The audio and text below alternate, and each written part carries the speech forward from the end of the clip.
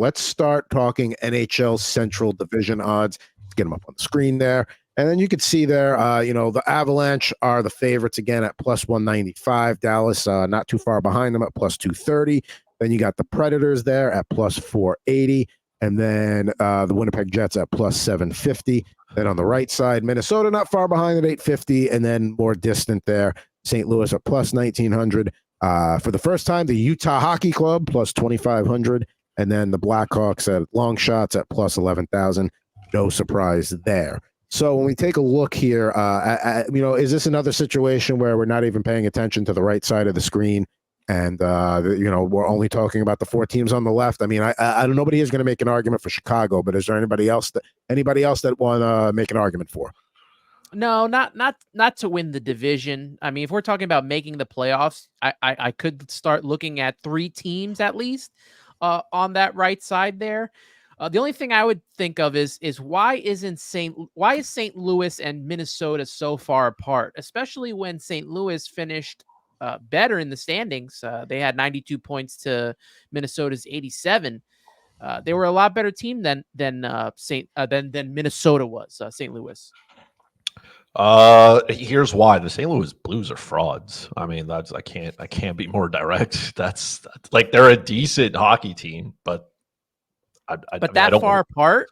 Yeah, I mean, Minnesota had a rough year last year. Let's be honest. They started when Dean Evason was there. They struggled to keep the puck out of their own net. I don't know. I will take nobody from that right side. Let's be clear. And I think Minnesota at plus 850 is not even a great odd. They should be probably plus 1,000 and more. Like that is. I think. St. Louis is fine where they are. They're not really contenders. I don't think as well. There's not enough value there to even trust Minnesota. They'd have to be higher than that. You're telling me they're almost 8-1 to win the Central, looking at all those teams on the left. Like they didn't get offensively, they're decent. Defensively, this like who knows? And by the way, like they're gonna probably have a goaltending tandem, and Marc-Andre Fleury is like 41. So have fun, Minnesota fans, but it's gonna be there's gonna be some rough nights.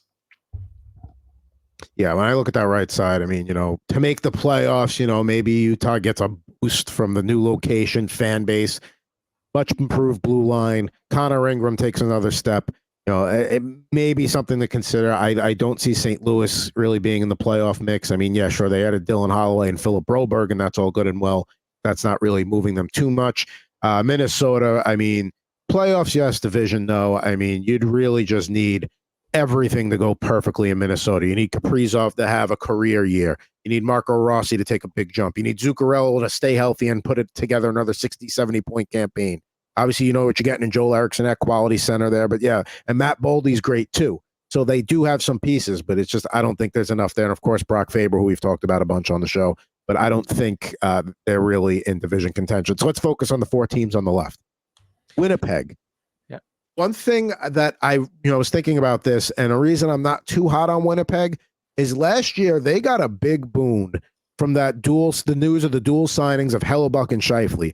Let's face it, that's a shot in the arm to the locker room when you get news like that, where one guy who was expected to be traded and another guy you didn't know who was going to happen. They both decide, hey, we're going to stick around here for a while. They rode that wave for a while. They rode the momentum of that feel good, like, hey, the two best players on our team or two of the best players on our team say they want to stay. They're not going to have that shot in the arm this year. So I don't know how much of a difference that makes. I'm not saying they missed the playoffs. It's just for the division, I'm leaning more towards, the top three. Colorado, when is the goaltending going to catch up to them with Georgiev and the depth? But they still manage to be in the mix every year and be close to the top of the division regardless.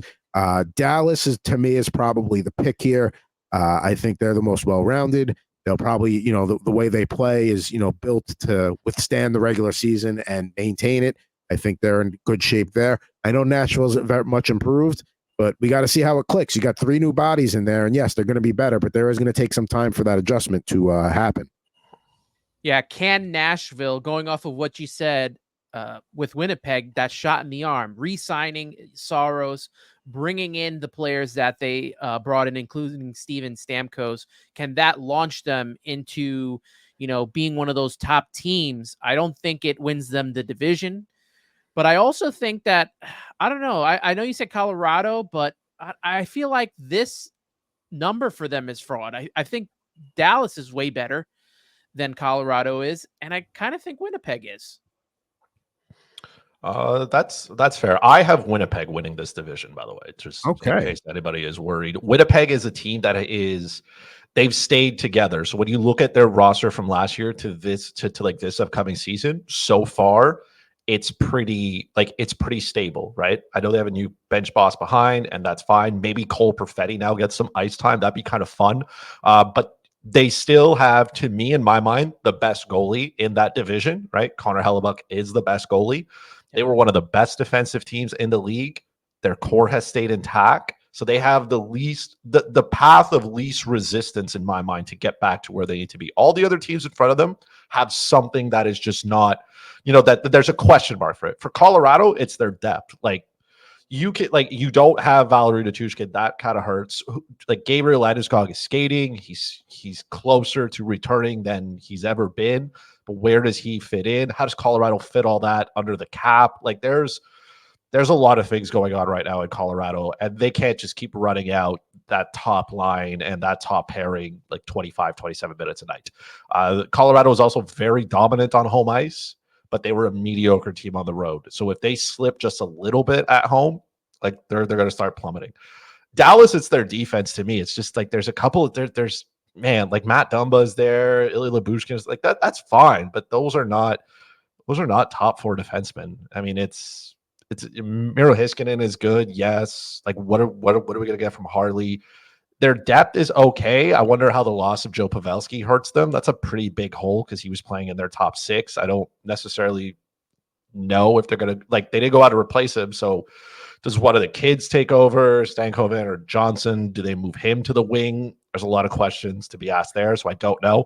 The Preds is kind of like we all are thinking here, like how is this going to mesh together? Like they have the most potential. They would be my second pick. I just don't think their odds at plus 480 is that great. Like I think it's a little bit inflated, but they do have a good goalie. Defensively, they are a good team, and they've added a ton of like offensive firepower to their lineup. So they have the pieces in place, but we've seen teams go out, get players, and then it just doesn't mesh or it doesn't work, or it just like, let's not forget, Nashville had to cancel their like U2 Sphere concert for them to be like, oh, let's go on like an 18-game winning streak to be relevant, right? So I need to see a little bit more here from Nashville. So I'm taking Winnipeg. That's don't let me down, but that's who I'm going with here. I'd be pissed too if I was supposed to go to the Sphere and then that got yanked out from under me. I would not be a happy camper either. But I mean, let me go back to I'm not debating that Connor Hellebuck is the best goalie in the division, but how in this division, how much better is he than Jake Attinger and UC Saros? Like, it's not, to me, it's not that wide of a gap. Over Georgiev, sure, but over those other two, I mean, those guys are kind of right there. So that's my thing. And yeah, Dallas has, I think Stankoven will take he was a nice shot in the arm at the end of last year. He'll replace some of Pavelski's production. Anthony's guy, Wyatt Johnston, maybe he takes another step this year and produces even more and really becomes like one of the go-to guys for Dallas. Mason Marchment, that's another one. So, I mean, yeah, the blue line does get a little bit thinner there. That third pairing of Brendan Smith and Matt Dumba. It's fine on a regular season night, in November or February, but come playoff time, that'll need some improvement. But I think Dallas is pretty consistent. I do understand with Winnipeg, they hired they promoted the assistant, so it's not really a big change there. Same, team. So, I mean, for me, it's still, I like Dallas. I would say Dallas plus 230 if I had to pick one, with Nashville being my second pick there. I think they're going to have a nice buzz about them this year.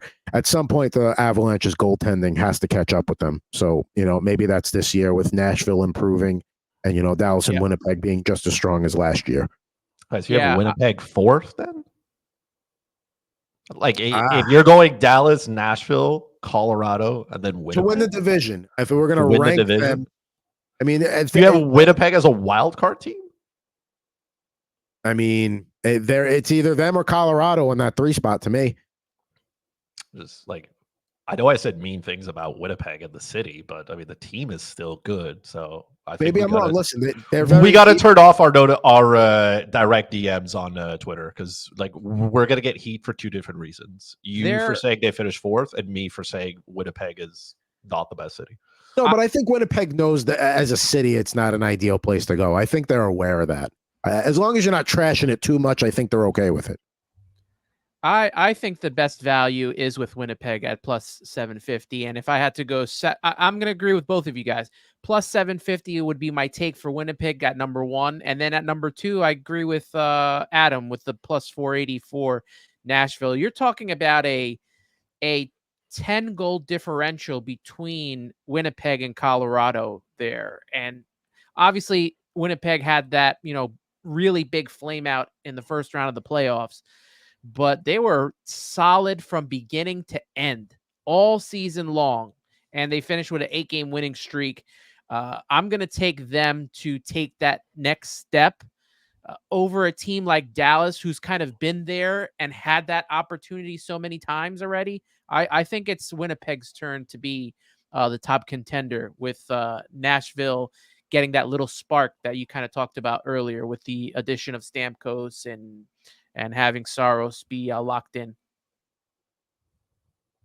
All right. Well, you heard it here first.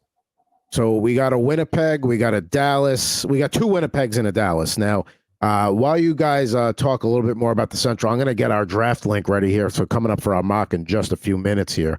Excited to do that today. We're going to do a 10-team mock. We don't want to do roto. We want to do head-to-head. Yeah, I got to be ready for this draft. I almost missed out. I know. Last week I was a little worried about that. Let's see here. Let's People go were for hopping on. Let's go with the draft at 212. Got to stay locked in. Yeah. All right. So I am going to put the link to that draft room in the chat right now. And then I'm going to go tweet that out. So it should be there. It goes. You guys get in and get your spot before it's too late. We don't want a repeat of what happened last week where I was legit sweating Anthony out there. I thought he wasn't going to be in the room and he was going to be a spectator. But he got it literally the last spot. So that was nice. So let's see here. As I you don't guys even remember do. where I was last time. I just always take the turn at 10 just so I can control the pace of the draft a little bit. But as long as we spread out, we're good. I'm going to go a little bit earlier here. I'm going to go 4. I'll go 1.